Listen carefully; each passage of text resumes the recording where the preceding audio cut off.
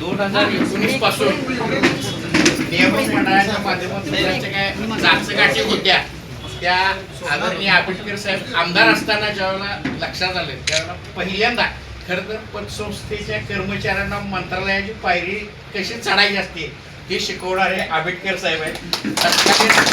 सरकार मंत्री बाळासाहेब पाटील यांच्या समोर हा प्रश्न इतक्या गांभीर्यानं मांडला होता की त्याचं महत्त्व त्यांना अधोरेखित करावं लागलंच. परंतु अंशदानाचा एक जो विषय होता 19 पासून 2026 पर्यंत एक नया पैशाची वसुली शासनाला कुठेही करू दिली नाही.